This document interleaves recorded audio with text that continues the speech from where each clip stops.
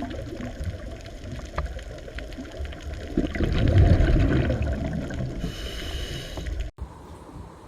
હવે આપણે પાચનની ક્રિયા પૂરી કરી ગયા.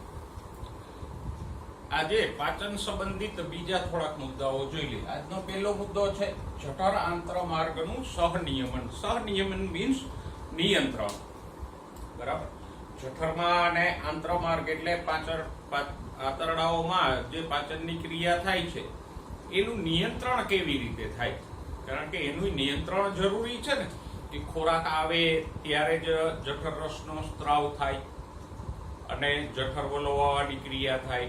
જઠર ખાલી થઈ જાય એટલે જઠર રસનો સ્ત્રાવ બંધ થઈ જવો જોઈએ અને જઠર વલોવવાની ક્રિયા બંધ થવી જોઈએ. પાચનની પ્રક્રિયા સતત ચાલુ રહે તો શરીર માટે નુકસાનકારક કહેવાય ને.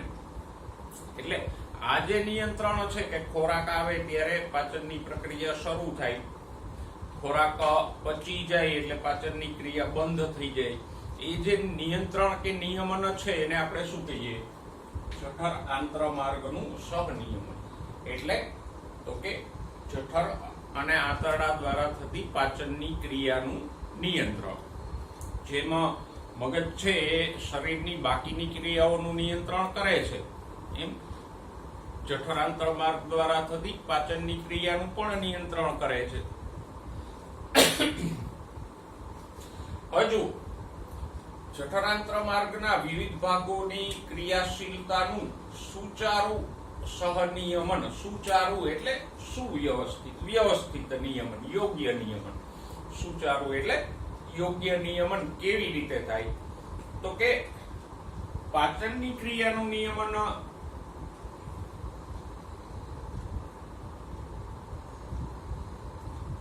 બે રીતે થશે.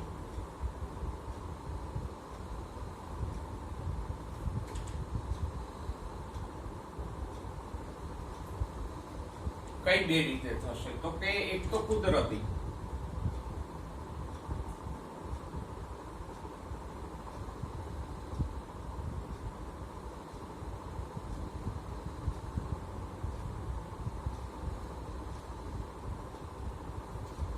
કુદરતી નિયમન, અને બીજું છે અંતઃસ્ત્રાવી નિયમન.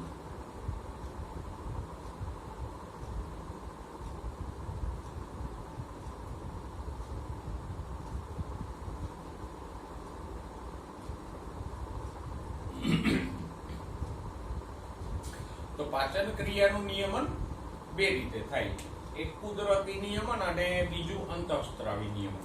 કુદરતી નિયમન કેવી રીતે થાય? તો કે કુદરતી નિયમન ખોરાક જોવાથી, સૂંઘવાથી કે ચાખવાથી થાય.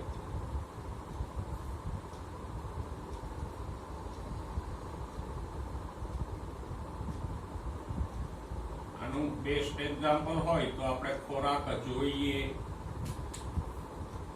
સૂંઘીએ,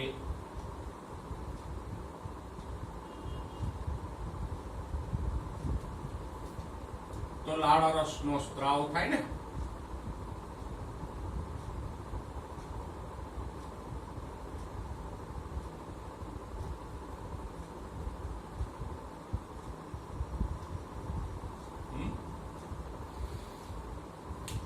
આપણને દરેકને અનુભવ છે કે આપણે ખોરાકને જોઈએ, સુગંધ લઈએ તો મુખમાં લાળ રસનો સ્ત્રાવ થાય, મોઢામાં પાણી આવે ને. ભલે આપણને ખબર હોય કે પાડોશી ત્યાંથી સુગંધ આવે છે ને આપણે ત્યાં જમવા જવાનું નથી, છતાંય લાળનો સ્ત્રાવ તો થાય ને. તો એ કુદરતી નિયમન છે. સાથે સાથે જમવાનો સમય થાય, ખોરાકની સુગંધ આવે, યાદ આવે તો પણ ભૂખ ઉગળે છે, કારણ કે ખાલી લાળા રસ જ નહીં, બાકીના ભાગો જઠર છે એ પણ પાચન માટે તૈયાર થાય. તો આ એક કુદરતી નિયમન છે કે જ્યાં વ્યક્તિ ખોરાક સૂંઘે, જુએ તો એનું પાચન તંત્ર છે એ પાચન માટે તૈયાર થાય. મગજ લાળ રસનો સ્ત્રાવ પ્રેરે, જઠર રસના સ્ત્રાવની શરૂઆત થઈ જાય. પછી બીજી રીતે થાય અંતઃસ્ત્રાવી નિયમન. વિવિધ પ્રકારના અંતઃસ્ત્રાવો પાચક રસોનો સ્ત્રાવ પ્રેરે.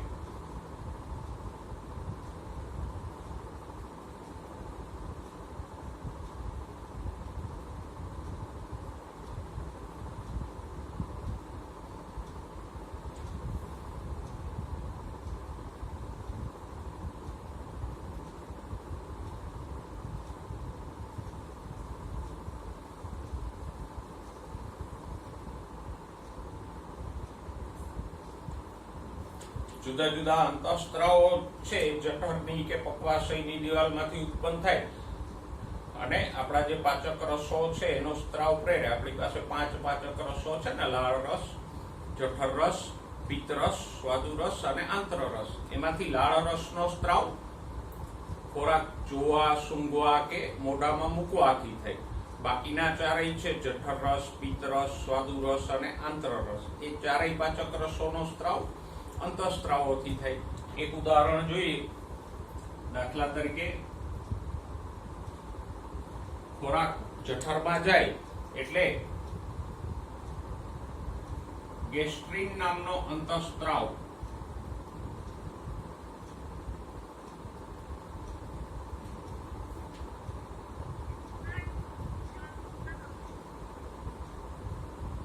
જઠર રસનો સ્ત્રાવ પ્રેરે.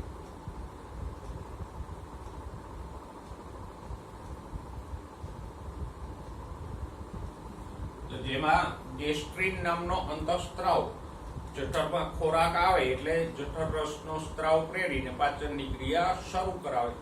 એમ બીજા પણ અંતઃસ્ત્રાવો હોય. કોઈ સ્વાદુ રસનો સ્ત્રાવ પ્રેરે, કોઈ પિત્ત રસનો સ્ત્રાવ પ્રેરે, કયો અંતઃસ્ત્રાવ કયો પાચક રસનો સ્ત્રાવ પ્રેરે એ આપણે નીટના ટોપિક્સમાં જોઈ લેશું. તો આમ પાચનની ક્રિયાનું નિયમન 2 રીતે થાય. કુદરતી એટલે ખોરાક જોવા, સૂંઘવાથી, એનો આપણને દરેકને અનુભવ છે. અને બીજું અંતઃસ્ત્રાવો દ્વારા નિયમન થાય. ઓકે.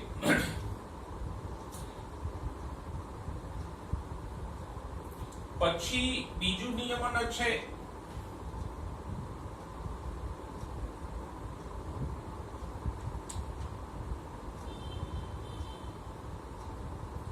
જઠર આંતરીય માર્ગનું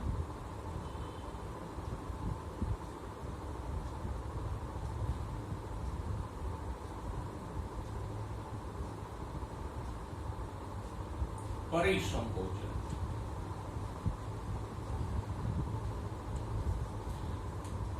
જઠર અને આંતરડામાં ખોરાકનું પાચન તો થતું હોય, મોટા અણુઓ તૂટીને નાના અણુઓમાં તો ફેરવાતો, સાથે સાથે જઠર અને આંતરડાનું પરિસંકોચન થતું હોય. જેમ કે જઠર વલોવવાની ક્રિયા થતી હોય, પછી આંતરડામાં પણ પરિસંકોચન થાય એટલે ખોરાક આગળ આગળ વધે. પરિસંકોચન એટલે આમ ફરતી બાજુએથી સંકોચાય. એ આ આંતરડું છે તો એ આમ ફરતેથી સંકોચાય તો ખોરાક આગળ ધકેલાય.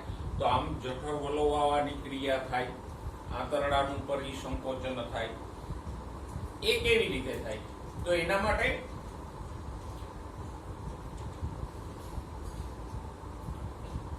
જઠર અને આંત્ર માર્ગમાં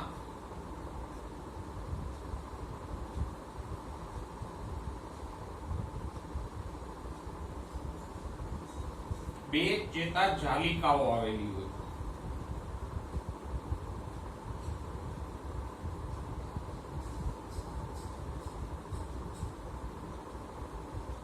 એટલે કે ચેતા જાલિકા એટલે ચેતાકોષોના 2 જાળા હોય. અને આ ચેતાકોષો છે મધ્યસ્થ ચેતાતંત્ર એટલે મગજ. મધ્યસ્થ ચેતાતંત્ર એટલે મગજ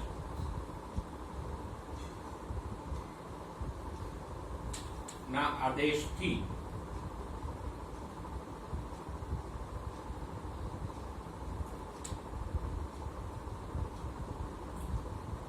સ્નાયુ સંકોચન પ્રેરે.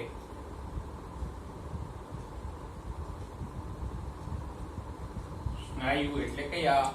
તો કે પાચન માર્ગની દિવાલની રચનામાં આપણે બીજું સ્તર ભણી ગયા હતા ને, સૌથી બહાર લસી સ્તર હતું, એની અંદર સ્નાયુ સ્તર હતું. અને સ્નાયુ સ્તરમાં આયામ ને વર્તુળી સ્નાયુઓ હતા.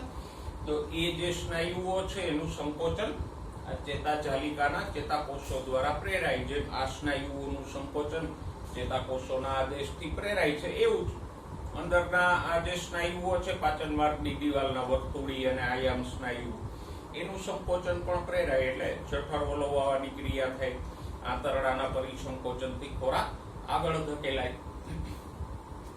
બરાબર? ઓકે. તો આ રીતે આખું નિયમન થશે. પાચનની ક્રિયાનું નિયમન છે એ બે રીતે થાય, કુદરતી રીતે અને અંતઃસ્ત્રાવો દ્વારા.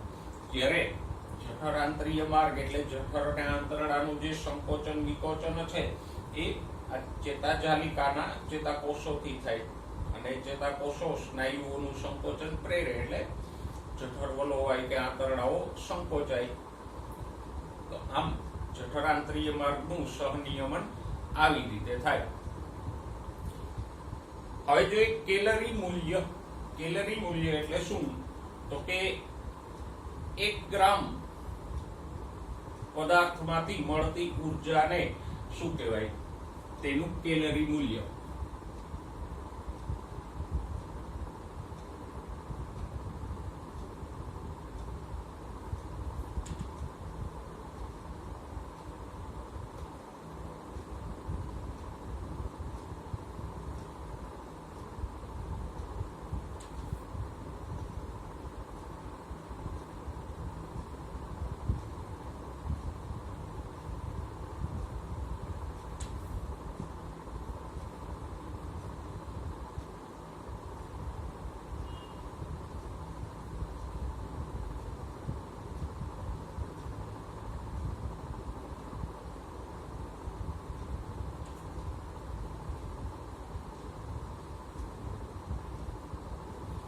તો આમ 1 ગ્રામ પદાર્થના દહનથી મળતી ઉર્જાને શું કહેવાય? તેનું કેલરી મૂલ્ય. હવે દહન એટલે ઓક્સિડેશન. એ તો તમે ભણી ગયા, આંતરિક દહન યંત્ર, એવું ક્યાંક 8મા 9મા ધોરણમાં ભણી ગયા. દાખલા તરીકે વાહનમાં આપણે પેટ્રોલનું દહન કરીએ છીએ તો એક પ્રકારનું ઓક્સિડેશન છે. તો 1 ગ્રામ પેટ્રોલના દહન એટલે ઓક્સિડેશનથી જે ઉર્જા મુક્ત થાય એને શું કહેવાય? પેટ્રોલનું કેલરી મૂલ્ય. એવી જ રીતે આપણે જે ખોરાક લઈએ છીએ, ખોરાકમાં જે કાર્બોદિત, પ્રોટીન, ચરબી હોય તો એનું કોષોની અંદર દહન થાય, અને એ દહનથી જે ઉર્જા મુક્ત થાય એને શું કહેવાય? એ પદાર્થનું કેલરી મૂલ્ય. હવે દહન કેવી રીતે થાય એ તમને 14મા ચેપ્ટરમાં આપ્યું છે કે જે ખોરાક આપણે લઈએ છીએ એ આપણા કોષોમાં જાય, અને પછી કોષોમાં એનું દહન એટલે કે ઓક્સિડેશન થઈને ઉર્જા મુક્ત થઈને એ ઉર્જા આપણા કાર્યોમાં વપરાય. તો ખોરાકમાં નથી મળતા પદાર્થોનું કોષની અંદર દહન કે ઓક્સિડેશન કેવી રીતે થાય એ 14મા ચેપ્ટરમાં આપણને સમજાવ્યું છે. પણ અહીંયા આપણે એનું કેલરી મૂલ્ય જોઈએ. જો જે કઈ શક્તિ મુક્ત થાય એને આપણે શેમાં દર્શાવીએ? તો કે કેલરી અથવા જૂલમાં, અને મોટું હોય તો કિલો કેલરીમાં દર્શાવીએ. કિલો કેલરી કે કિલો જૂલ.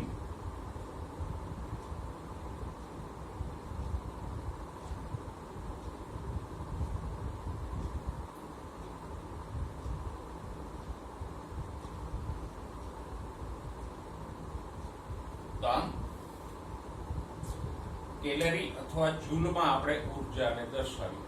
અને કેલરી એટલે શું? 1 કેલરી એટલે કેટલું? તો કે 1 ગ્રામ પાણીનું તાપમાન 1 અંશ સેલ્સિયસ વધારવા માટે જે ઉર્જા આપવી પડે એને શું કહેવાય? 1 કેલરી.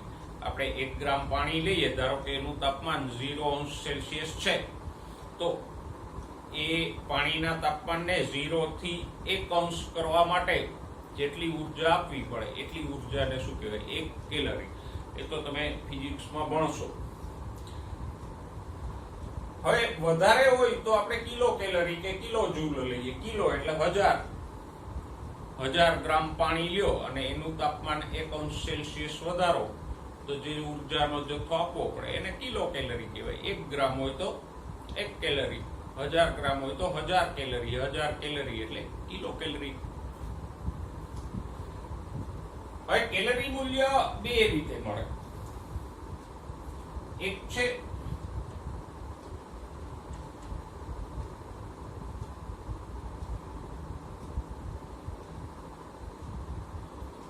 કુલ કેલરી મૂલ્ય,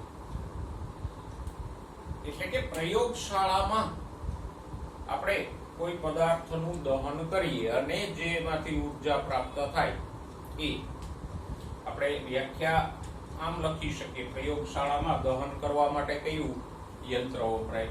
તો કે બોમ્બ કેલરી મીટર.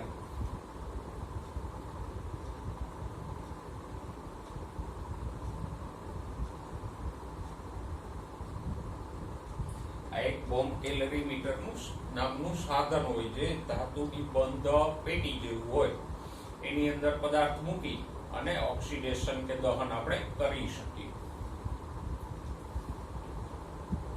તો બોમ્બ કેલરી મીટર નામના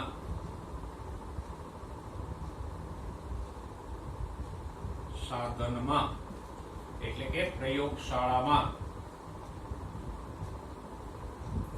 બોમ્બ કેલરી મીટર ક્યાં હોય? શરીરમાં તો ન હોય ને, પ્રયોગશાળામાં હોય, લેબોરેટરીમાં.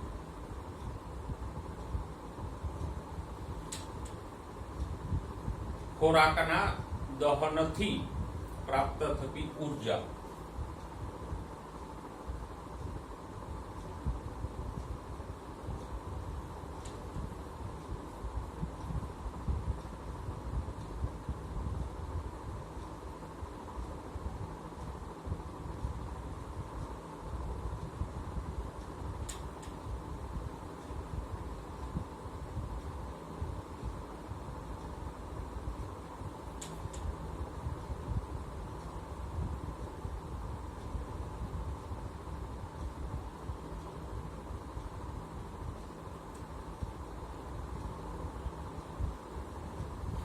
ખોરાક તો અહીંયા જે કઈ ખોરાક કે પદાર્થ લ્યો, ખોરાક તો ન કહી શકીએ પણ પદાર્થ, એ 1 ગ્રામ લેવાનું અથવા 1000 ગ્રામ લેવાનું. તો એ જે પદાર્થ છે એને આપણે આ બોમ્બ કેલરી મીટર નામના સાધનમાં એનું દહન કે ઓક્સિડેશન કરીએ અને એમાંથી જે ઉર્જા પ્રાપ્ત થાય એ કુલ કેલરી મૂલ્ય. પણ હવે આપણે અહીંયા એ ક્યાં ભણવાનું છે? લેબોરેટરીમાં કેટલી ઉર્જા પ્રાપ્ત થાય એની હારે આપણને બહુ સંબંધ નથી. આપણે તો એ જ જોવાનું છે કે ખોરાકની અંદર કોષની અંદર ખોરાકના દહનથી કેટલી ઉર્જા મુક્ત થાય. તો કોષની અંદર જે ખોરાકનું દહન થવાથી ઉર્જા મુક્ત થાય એને શું કહેવાય? દેહધાર્મિક કેલરી મૂલ્ય.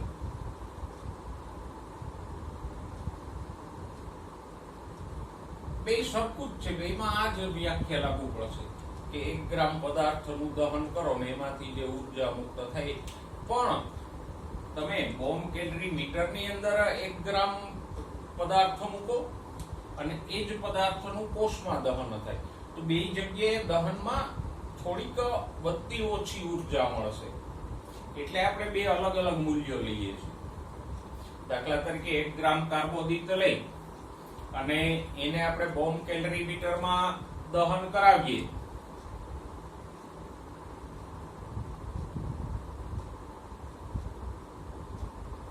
તો એમાંથી 4.1 કિલો કેલરી પ્રતિ ગ્રામ ઉર્જા મળશે. બરાબર?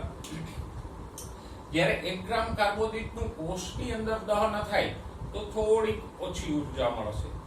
જોઈએ પેલા દેહધાર્મિક કેલરી મૂલ્યનું ની વ્યાખ્યા લખીએ.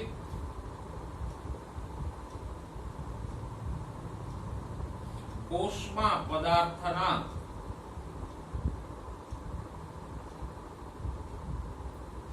દહન એટલે ઓક્સિડેશન થી પ્રાપ્ત થતી ઉર્જાને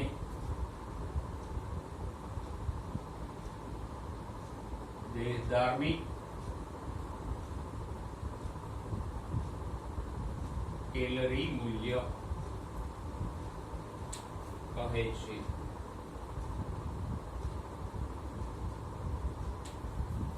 એનો જ પદાર્થ તમે કોષમાં મૂકો. દાખલા તરીકે કાર્બોદિતને આપણે કોષની અંદર જો દહન કરીએ એટલે કે આપણા શરીરના કોષોમાં સ્ટાર્ચ કે ગ્લુકોઝ જેવા કાર્બોદિતનું દહન થાય તો કેટલી ઉર્જા મળે? તો કે તો એ મળશે 4.0 કિલો કેલરી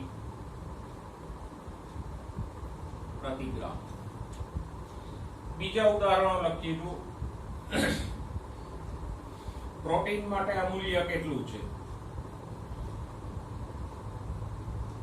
તો કે 5.65 કિલો કેલરી પ્રતિ ગ્રામ. જ્યારે કોષમાં કેટલું મૂલ્ય છે? તો કે લગભગ 4 કિલો કેલરી પ્રતિ ગ્રામ.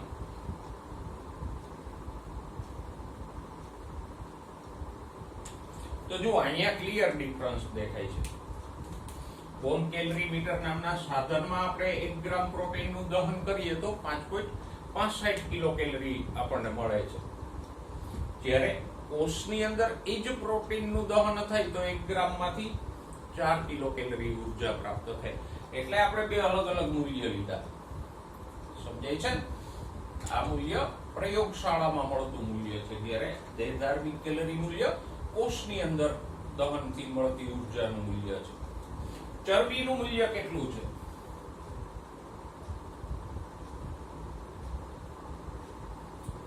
તો કે ચરબીને આપણે બોમ્બ કેલરી મીટર નામના સાધનમાં દહન કરીએ તો 9.45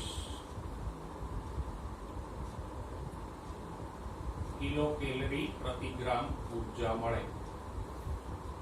જ્યારે કોષની અંદર ચરબીનું દહન થાય તો થોડુંક ઓછું એટલે 9 કિલો કેલરી પ્રતિ ગ્રામ ઉર્જા મળે. તો આ 6 મૂલ્યોને યાદ રાખજો. કાર્બોદિતનું કુલ કેલરી મૂલ્ય કેટલું છે? કાર્બોદિતનું દેહધાર્મિક કેલરી મૂલ્ય કેટલું છે? એવી જ રીતે પ્રોટીનનું કુલ કેલરી મૂલ્ય કેટલું છે? પ્રોટીનનું દેહધાર્મિક કેલરી મૂલ્ય કેટલું છે? ચરબીનું કુલ કેલરી મૂલ્ય અને ચરબીનું દેહધાર્મિક કેલરી મૂલ્ય. ઓકે, બીજી એક વસ્તુ આપણે અહીંયા એ જોઈ શકીએ કે જો કાર્બોદિત કે પ્રોટીન કરતા ચરબીમાંથી બમણી ઉર્જા મળે. જો કાર્બોદિતના દહનથી 4 કિલો કેલરી પ્રતિ ગ્રામ ઉર્જા મળે, પ્રોટીનના દહનથી 4 કિલો કેલરી પ્રતિ ગ્રામ ઉર્જા મળે, જ્યારે ચરબીના દહનથી 9 કિલો કેલરી એટલે બમણા કરતાંય વધારે ઉર્જા મળે છે. અને એટલે ચરબી વાળો ખોરાક જ છે અવોઇડ કરવાની, અવગણવાની સલાહ આપે ને કે વધારે પડતો ચરબી વાળો ખોરાક ન લેવો, જેથી કરીને શરીરમાં વધારે પડતી ઉર્જાનો ની જમાવટ ન થાય.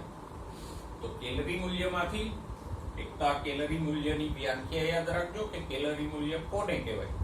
અને બીજું, બે પ્રકારના કેલરી મૂલ્ય છે, કુલ કેલરી મૂલ્ય અને દેહધાર્મિક કેલરી મૂલ્ય. કુલ કેલરી મૂલ્ય કેવી રીતે મપાય એ માપવા માટેનું સાધન કયું છે? તો કે બોમ્બ કેલરી મીટર નામના સાધન દ્વારા મળે લેબોરેટરી. અને એ કેટલું છે? તો કે કાર્બોદિતનું 4.1 કિલો કેલરી પ્રતિ ગ્રામ, કેલરી નહીં કિલો કેલરી પ્રતિ ગ્રામ, પ્રોટીનનું 5.65 કિલો કેલરી પ્રતિ ગ્રામ, ચરબીનું 9.45 કિલો કેલરી પ્રતિ.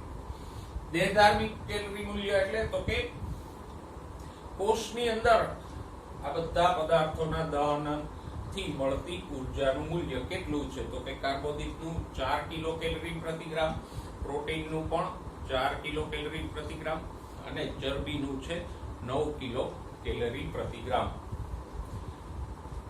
તો આપણે કેલરી મૂલ્યની વાત કરી, એમાં આ 6 મૂલ્ય જે છે એ ખાસ અગત્યના. હવે નેક્સ્ટ જોઈએ, જો પાચિત ઉત્પાદોનું અભિશોષણ એટલે શું? ઘણીવાર શબ્દો છે ને અઘરા પડી જતા હોય. પાચિત ઉત્પાદો એટલે ખોરાકના પચેલા ઘટકો. પાચિત ઉત્પાદો એટલે ખોરાકના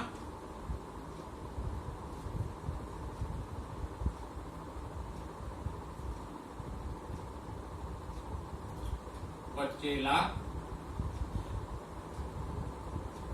ઘટકો કયા હતા? તો કે ખોરાકમાં પાચનને અંતે આપણને શું મળતું હતું? તો કે એક તો ગ્લુકોઝ, પછી ફ્રુક્ટોઝ,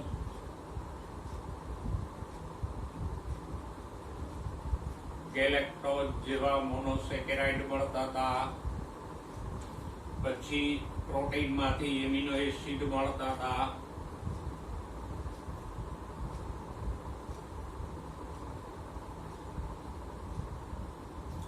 ચરબી હોય તો એમાંથી શું મળતું હતું? ફેટી એસિડ અને ગ્લિસરોલ મળતા હતા.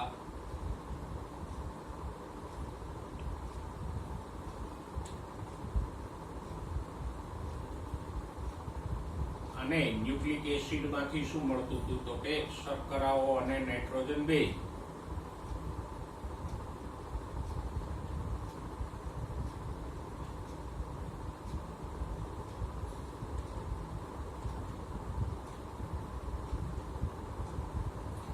એ સિવાય પણ પાણી હોય, ખનિજો હોય. તો પાચિત ઉત્પાદો એટલે ખોરાકના આ બધા બચેલા ઘટકોનું આંતરડાની દિવાલ દ્વારા અથવા એમ કે પાચન માર્ગની દિવાલ દ્વારા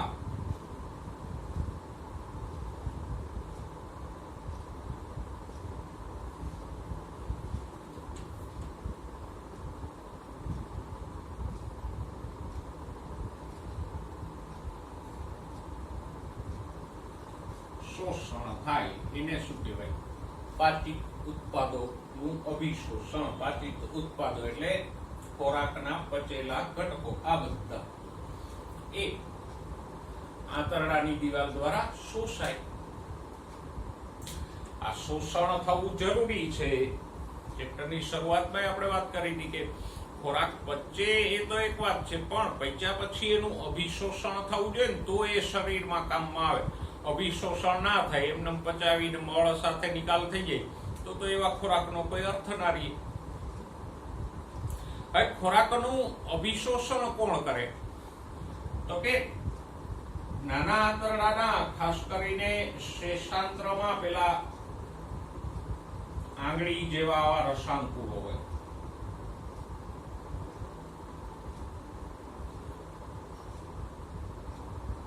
પાચન માર્ગની દિવાલમાં આપણે આકૃતિ સાથે ભણી ગયા.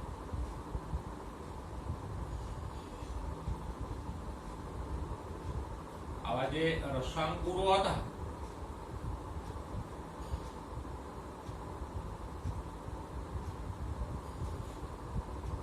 એના દ્વારા શોષણ થાય.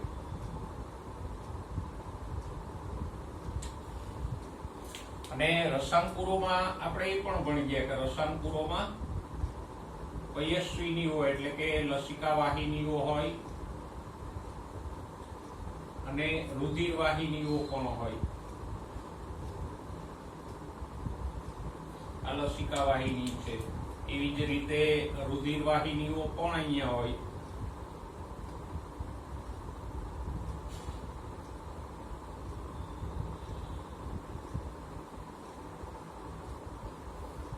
આ આંતરડાનું કોલાના છે અને એની દિવાલમાંથી આવા રસાંકુરો હોય. તો અહીંયા જે પચેલા ઘટકો હોય એ સૌથી પહેલા તો આ રસાંકુરના કોષોમાં પ્રવેશે અને પછી કોષોમાંથી રુધિર કે લસિકા વાહિનીની અંદર જાય અને પછી રુધિર કે લસિકા દ્વારા શરીરના બધા કોષો સુધી પહોંચે. તો આવી રીતે આ પચેલા દ્રવ્યોનું રસાંકુરો દ્વારા શોષણ થાય. પછી એ રુધિર વાહિની કે લસિકા વાહિનીમાં ભળી અને રુધિર કે લસિકા સાથે આખા શરીરમાં જાય. એને શું કહેવાય? અભિશોષણ. પણ હવે આ પાચિત ઉત્પાદોનું અભિશોષણ અલગ અલગ રીતે થશે. 11મા ચેપ્ટરમાં આપણને અભિશોષણની આ બધી પદ્ધતિઓ આપી છે.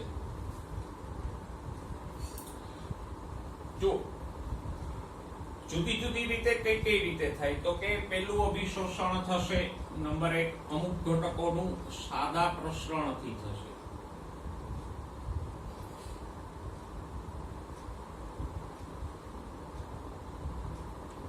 સાદું પ્રસરણ એટલે તો કે પદાર્થના અણુઓ વધુ સંકેન્દ્રણથી ઓછા સંકેન્દ્રણ તરફ જાય એને સાદું પ્રસરણ કહેવાય. આપણે વિગતવાર આગળ ભણશું. આંતરડામાં ધારો કે ગ્લુકોઝનું સંકેન્દ્રણ વધારે છે, રુધિરમાં ઓછું છે, તો ગ્લુકોઝ છે એ વધુ સંકેન્દ્રણથી ઓછા સંકેન્દ્રણ તરફ એટલે કે આંતરડામાંથી રુધિર તરફ જશે, એને કહેવાય સાદું પ્રસરણ. તો ગ્લુકોઝ જેવા મોનોસેકેરાઇડ્સ, પછી ઘણા એમિનો એસિડ્સ અને ક્લોરાઇડ જેવા આયનનું સાદા પ્રસરણથી થશે.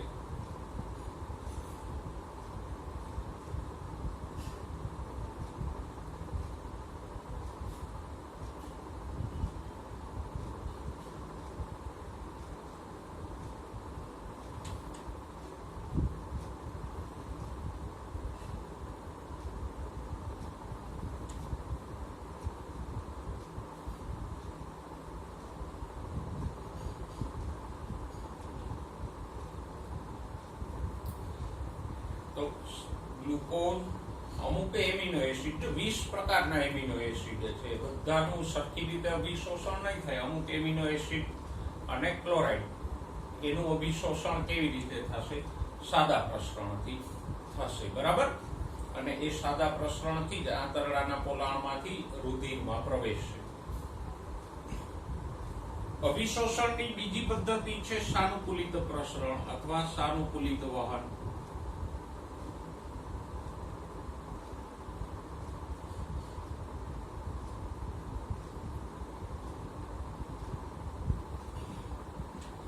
સાનુકૂલિત વહન એટલે કોષરસ પટલમાં જે પ્રોટીનો હોય એના દ્વારા પદાર્થ અંદર જાય તો એને સાનુકૂલિત પ્રસરણ કે સાનુકૂલિત વહન કહેવાય.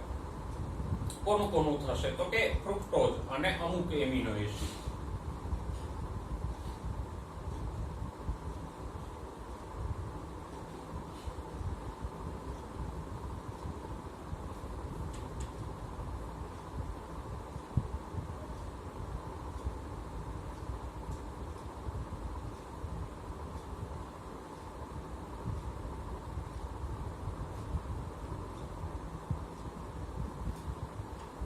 ફ્રુક્ટોઝ અને અમુક એમિનો એસિડનું વહન સાનુકૂલિત પ્રસરણથી થશે.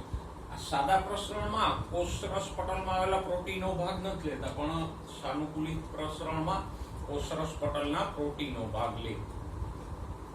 પછી અભિશોષણની ત્રીજી રીત છે આશ્રુતિ.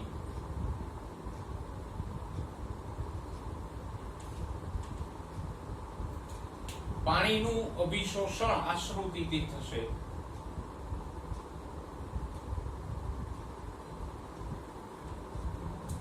પછી ચોથી રીત છે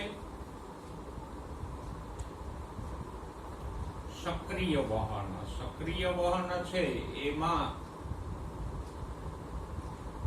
ઉર્જા વપરાશે, એટલે કે કોષ એટીપી ની ઉર્જા વાપરીને પદાર્થને અંદર લે તો સક્રિય વહન. આ ત્રણેય પેલી ત્રણ પદ્ધતિમાં ક્યાંય એટીપી વાપરવો પડતો નથી. સક્રિય વહન છે સાંદ્રતા ઢોળાંશ વિરુદ્ધ પણ થાય અને એમાં શક્તિની જરૂર પડે. તો અમુક પ્રમાણમાં ગ્લુકોઝ, અમુક એમિનો એસિડ અને સોડિયમનું સક્રિય વહનથી થાય.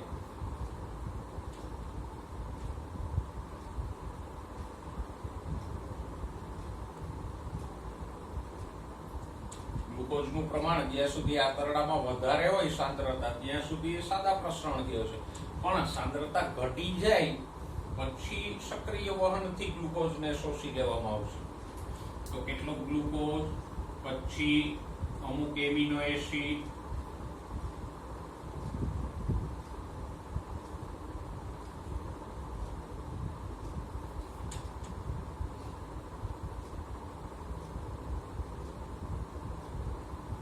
અને સોડિયમ આયન એ સક્રિય વહનથી શોષાય છે.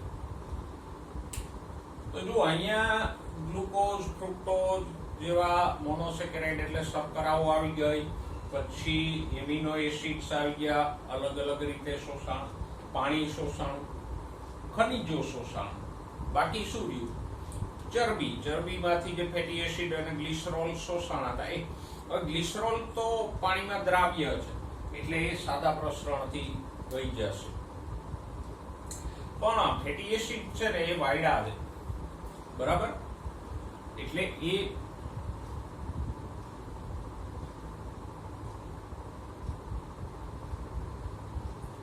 કાયલોમાઇક્રોન સ્વરૂપે શોષાશે.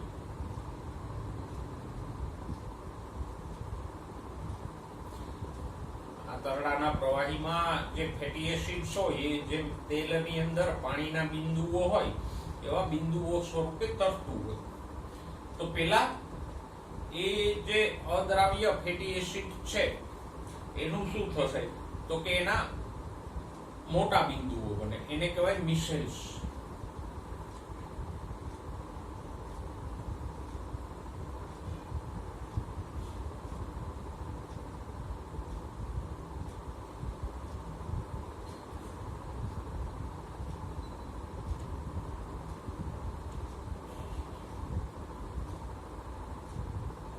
એને શું કહેશું? મિસેલ્સ, મોટા બિંદુ. પછી આ મોટા બિંદુઓ તૂટી અને પ્રોટીનથી આવરિત નાના બિંદુઓમાં ફેરવાય.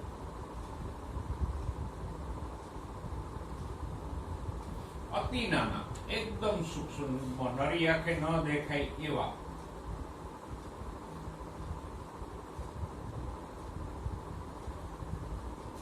અને આ પ્રોટીનથી આવરિત અતિ સૂક્ષ્મ બિંદુઓ બને એને શું કહેવાય? કાયલોમાઇક્રોન્સ. તો કાયલોમાઇક્રોન એટલે શું? તો કે પ્રોટીનથી આવરિત ફેટી એસિડના અતિ સૂક્ષ્મ બિંદુઓ.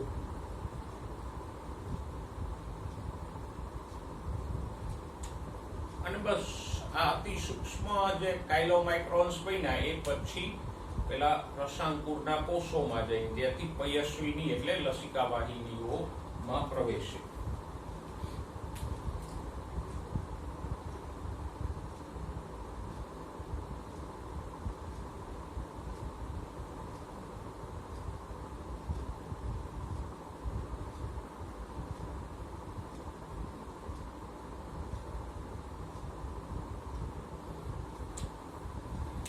બરાબર. તો ટોટલ 5 રીતે ખોરાકના ઘટકોનું અભિશોષણ થાય. આમ શોર્ટમાં જ તમે લખીને યાદ રાખજો. અને હું વારંવાર સૂચના આપું છું, જે કંઈ બોર્ડ વર્ક હું કરું એને તમારે એક અલગ નોટમાં નોંધતું જવું, જેથી કરીને આગળ રિફર કરવામાં તમને સહેલું રહે. તો કઈ 5 રીતે કયા પદાર્થોનું અભિશોષણ થાય? તો કે સાદા પ્રસરણથી કોનું શોષણ થાય? તો કે ઘણો બધો ગ્લુકોઝ, અમુક એમિનો એસિડ અને ક્લોરાઇડ જેવા આયન. પછી સાનુકૂલિત વહનથી કોનું શોષણ થાય? તો કે ફ્રુક્ટોઝ અને અમુક એમિનો એસિડ. આશ્રુતિથી કોનું શોષણ થાય? તો કે પાણીની. સક્રિય વહનથી કોનું શોષણ થાય? તો કે કેટલોક ગ્લુકોઝ, અમુક એમિનો એસિડ અને સોડિયમ જેવા આયન. અને ફેટી એસિડ અને ગ્લિસરોલનું શોષણ કેવી રીતે થાય? તો કે પેલા એ થોડાક મોટા બિંદુઓ સ્વરૂપે હોય એને કહેવાય મિસેલ્સ. પછી એ મિસેલ્સ નામના બિંદુઓ છે એ તૂટી અને પ્રોટીનથી આવરિત અતિ સૂક્ષ્મ બિંદુઓમાં ફેરવાય. અને આવા પ્રોટીનથી આવરિત અતિ સૂક્ષ્મ બિંદુઓને શું કહેવાય? કાયલોમાઇક્રોન. અને પછી એ કાયલોમાઇક્રોન્સ રસાંકુરના કોષોમાં જાય ત્યાંથી પયસ્વીની એટલે લસિકા વાહિનીમાં જઈને શરીરમાં બધા કોષો સુધી પહોંચે.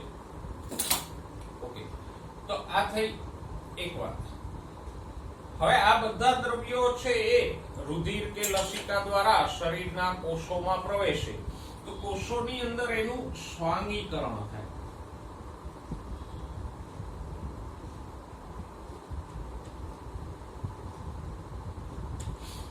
સ્વાંગીકરણ એટલે શું?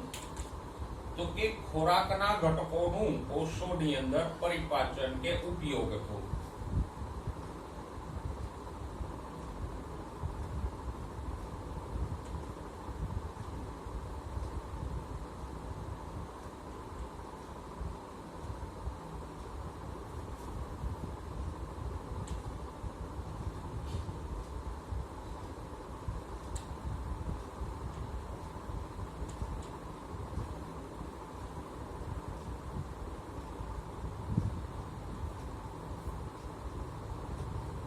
અથવા એમ કહીએ કે ખોરાકના ઘટકો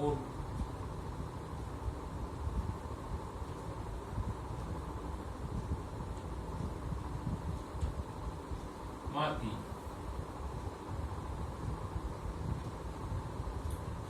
કોષમાં નવા અણુઓનું નિર્માણ.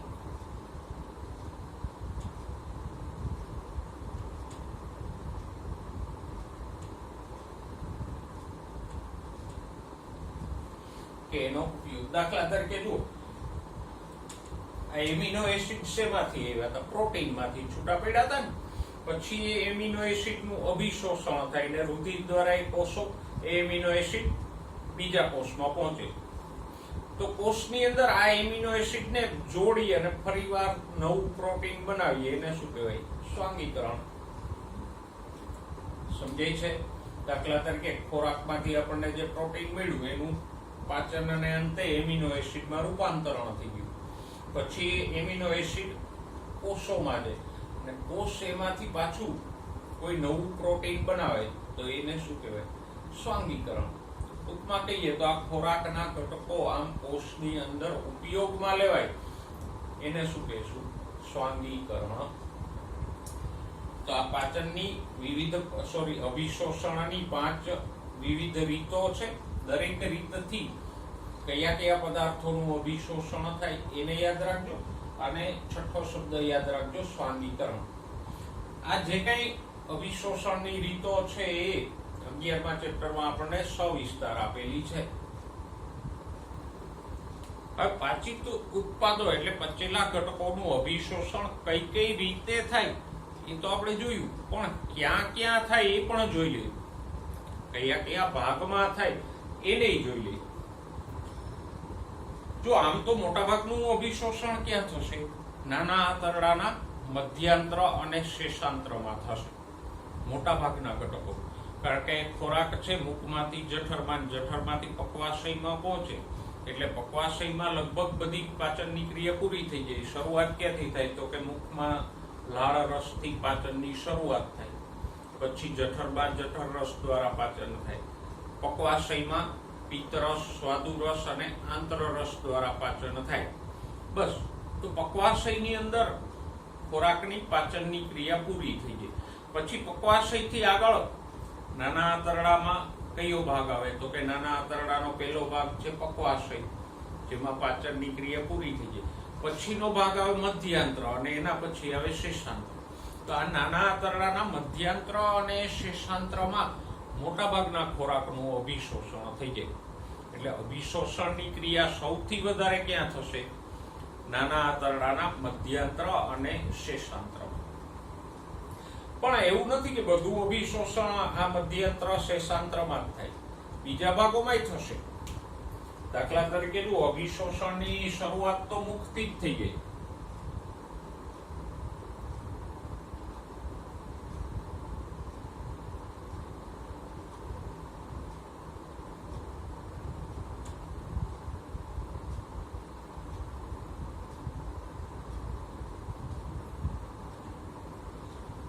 જો આ મુદ્દામાં પહેલા આપણે અભિશોષણ કઈ કઈ રીતે થાય એ ભણ્યા. હવે અભિશોષણ ક્યાં ક્યાં થાય એ ભણીએ. મુખમાં શેનું અભિશોષણ થાય? તો કે મુખમાં આ જીભની નીચેની સપાટી છે એના દ્વારા અમુક ઔષધોનું અભિશોષણ થાય.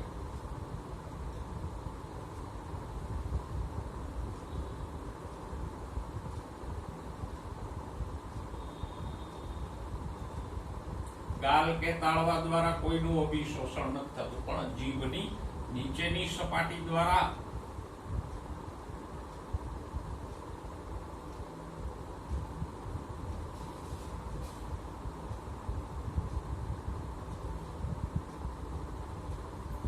અમુક ઔષધોનું અભિશોષણ થાય. તમે કદાચ ક્યારેય સાંભળ્યું હોય તો જે લોકોને બ્લડ પ્રેશર સંબંધી તકલીફ હોય અથવા તો હાર્ટ એટેક આવે તો ડોક્ટર એને સૌથી પહેલા જીભની નીચે મૂકવાની એક ગોળી આપે. તો એ જે ગોળી છે જીભ નીચે રાખે એટલે અહીંથી જ સીધું એનું અભિશોષણ થઈ જાય. અને અહીંથી ડાયરેક્ટલી અભિશોષણ થઈ જાય છે એટલે એ ઝડપથી અસર પણ કરશે. જે ગોળી આંતરડામાં જઈને અભિશોષણ પામે એની અસર મોડી થશે ને, કારણ કે અહીંથી છે આંતરડામાં પહોંચે ને ત્યાં સુધીમાં 2-3 કલાકનો ટાઈમ થઈ જાય. પણ જે દવા મુખમાંથી જ શોષાઈ જાય એની અસર ઝડપી થશે. એટલે ડોક્ટર આ જીભ નીચે રાખવાની ગોળી આપે તો જીભ નીચેથી જ રુધિર કેશિકાઓ દ્વારા એ શોષાઈ જાય અને ઝડપથી અસર કરે. પછી જઠરની અંદર પણ અમુક પદાર્થોનું અભિશોષણ થશે.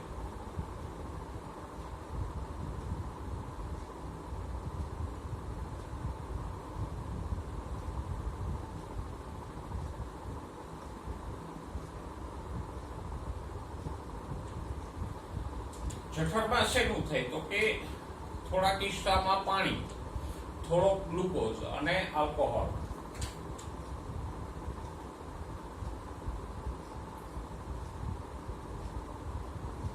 પાણીમાં બધું પાણી નહીં, એવી જ રીતે થોડો આલ્કોહોલ, થોડો ગ્લુકોઝ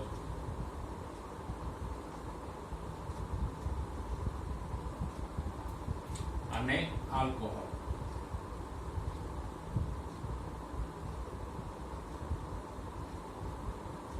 આલ્કોહોલ લેતા હોય તો, ન લેતા હોય તો કઈ પ્રશ્ન નથી.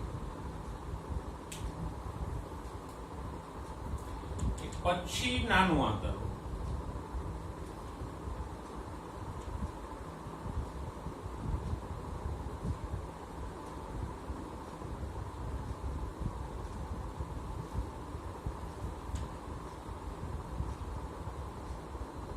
નાના આંતરડામાં મોટા ભાગના પદાર્થોનું અભિશોષણ થશે અને એ પણ નાના આંતરડાના મધ્યાંત્ર અને શેષાંત્રમાં. પક્વાશયમાં તો પાચન થશે.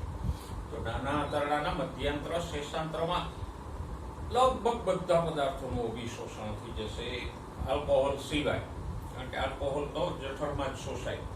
બરાબર. તો અહીંયા glucose, fructose, galactose, amino acid, fatty acid, glycerol બધાનું અભિશોષણ થશે.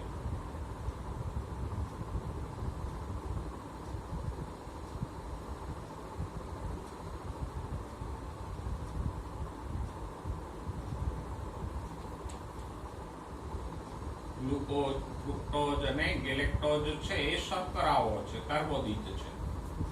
પછી એમિનો એસિડ પ્રોટીનનો ઘટક છે.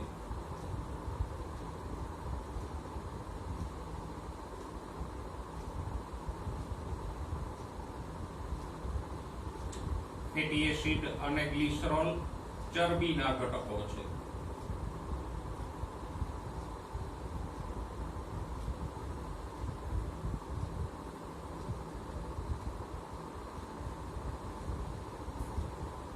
બરાબર. તો આમ તમામ ઘટકો, પછી જે નાઇટ્રોજન બેઝિસ છૂટા પડે એ બધા ઘટકોનું અભિશોષણ થશે. ઉપરાંત અહીંયા લખી દઈએ આપણે ઘણા બધા ખનિજો,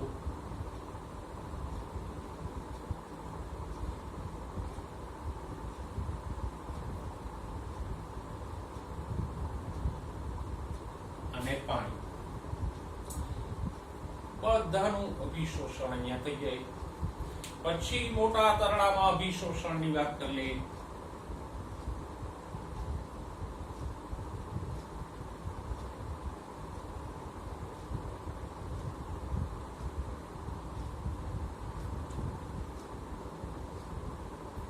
તો આપણે ભણી ગયા કે મોટા આંતરડામાં પાચનની કોઈ ક્રિયા નથી થતી. મોટા આંતરડામાં જે પદાર્થ આવે એ શું હોય? અપાચિત ખોરાક હોય કે જે પચ્યો નથી. અને મોટા આંતરડામાં એમાંથી વધારાનું પાણી, અમુક ખનિજો, ઔષધો અને અમુક વિટામિન્સનું શોષણ થાય. તો અપાચિત પદાર્થમાંથી પાણી,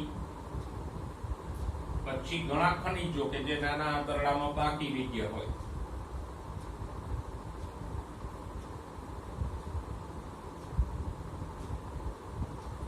અને ઘણી બધી ઔષધિઓ એવી છે જે બીજે ક્યાંય નથી શોષાતી પણ મોટા આંતરડામાં જઈને શોષાય. જે ઔષધો મોટા આંતરડામાં શોષાય, ઔષધ એટલે દવાઓ, મોટા આંતરડામાં જઈને શોષાય છે એની અસર સૌથી મોડી થશે. જે જીભ નીચે શોષાય છે એની અસર ટૂંકા સમયમાં થશે. એ તો આ ચાર અંગોમાં અભિશોષણ થાય. યાદ રાખવું અઘરું નથી. જો સિમ્પલ યાદ રાખો, આને તો ભૂલી જાઓ તમે. એટલે ગુલી એટલે એમ નથી ભૂલી જવાનું, પણ નાના આંતરડામાં તો કે એમાં તો બધા દ્રવ્યોનું અભિશોષણ થાય છે, જે કોઈ હોય, એટલે એને કઈ યાદ રાખવા જેવું અલગથી છે નહીં. મુખમાં શેનું અભિશોષણ થાય તો કે અમુક દવાઓનું, એના સિવાય કઈ નહીં. જઠરમાં 3 પદાર્થો, પાણી, થોડોક ગ્લુકોઝ અને આલ્કોહોલ, બરાબર. અને મોટા આંતરડામાં તો કે પાણી, ખનિજો અને અમુક ઔષધો. તો 1, 3, 3 એટલું યાદ રાખી લો તો આમાં તો બધાનું અભિશોષણ થાય છે. કોઈ પણ પૂછે તો નાના આંતરડામાં તો એ શોષાશે. ખાલી તમારે મુખમાં 1 અમુક ઔષધો, જઠરમાં થોડુંક પાણી, થોડુંક ગ્લુકોઝ અને આલ્કોહોલ, અને મોટા આંતરડામાં પાણી, ખનિજો અને દવાઓ. એટલું 3 ને યાદ રાખો. આને અલગથી યાદ રાખવાની જરૂર નથી. હવે છેલ્લે આ બધું અભિશોષણ પૂરું થઈ જાય એટલે જે બાકીનો પદાર્થ વધે મોટા આંતરડામાં એ શું હોય? અપાચિત ખોરાક હોય કે જે અર્ધઘન સ્વરૂપનો થઈ જાય, જેને મળ કહેવામાં આવે. તો મોટા આંતરડામાં પાણી, ખનિજોનું અભિશોષણ થઈ જાય પછી જે અપાચિત પદાર્થ હોય તો એને શું કહીએ? મળ. તો એ મળ છે, મળાશયની અંદર હંગામી સંગ્રહ પામે થોડાક કલાકો પૂરતો, અને પછી કુદરતી ચેતાકીય પરાવર્તી ક્રિયા દ્વારા, એટલે કે ચેતાતંત્ર છે ઐચ્છિક આદેશથી મળાશયનું સંકોચન પ્રેરે, એટલે મળદ્વાર દ્વારા મળનો નિકાલ થઈ જાય. બરાબર. તો એ તો સિમ્પલ છે. મળાશયમાં જે મળ હોય તો ઐચ્છિક આદેશથી, એટલે વ્યક્તિની ઈચ્છા અનુસાર મગજ મળાશયના સ્નાયુઓનું પરિસંકોચન પ્રેરે, એટલે મળદ્વાર મારફતે નિકાલ પામી જાય. અને મળનો નિકાલ કરવાની આ ક્રિયાને કહેવાય મળ ત્યાગ. તો પાચનની ક્રિયા ત્યાં પૂરી થઈ. પચેલા દ્રવ્યોનું અભિશોષણ થઈ ગયું, ના પચેલા દ્રવ્યો મળ સ્વરૂપે નિકાલ પામી ગયા. પાચનની ક્રિયા પૂરી થઈ. નેક્સ્ટ ટાઈમ થોડાક પાચન સંબંધી તકલીફો છે એની ચર્ચા કરી લેશું, અને પાચનનો સારાંશ છે એને ટૂંકમાં લખી લઈશું.